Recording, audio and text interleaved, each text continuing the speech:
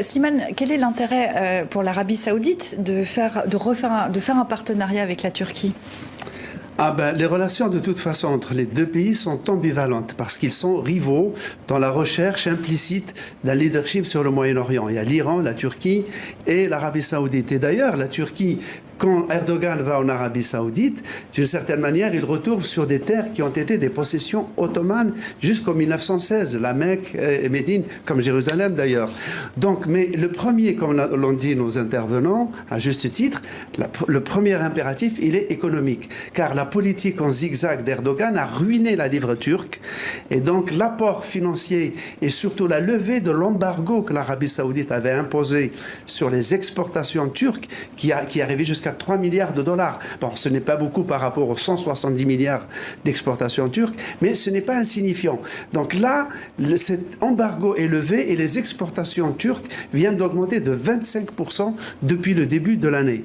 Noura Seni, je vous laisse réagir. Pardonnez-moi Slimane, je suis passée devant vous, c'est pour expliquer pour nos téléspectateurs. Je crois que vous entendez maintenant Ahmed Tinsel. Je vous laisse réagir à ce que disait Slimane.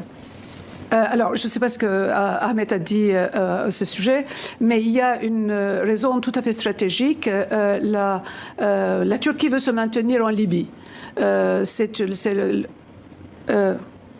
le port d'entrée de la Turquie vers l'Afrique. Et pour cela, elle a besoin de l'accord de l'acceptation de l'Égypte, et pour que l'Égypte accepte, elle a besoin que l'Arabie Saoudite fasse pression, l'Arabie Saoudite et les Émirats fassent pression. La Turquie ne veut surtout pas quitter ce qu'elle a gagné comme position en Libye, position militaire, position économique pour la reconstruction de la Libye, et aussi comme pont d'ancrage en Afrique. Donc c'est quelque chose d'extrêmement important pour la Turquie aujourd'hui, et une des raisons donc du rapprochement avec les Émirats et l'Arabie Saoudite, c'est de faire pression sur cet élément de ce clan-là que constitue l'Égypte. Alors, il y a le contexte également de la guerre en Ukraine. La Turquie essaie de se positionner comme un important partenaire, comme un médiateur. Est-ce que la Turquie s'est repositionnée au centre de la géopolitique sur cette question-là ? La Turquie a la plus grosse portion de la mer Noire. Et donc, c'est elle qui commande l'entrée dans des détroits. Je veux dire, sans l'accord de la Turquie, la marine russe est enfermée dans la mer Noire.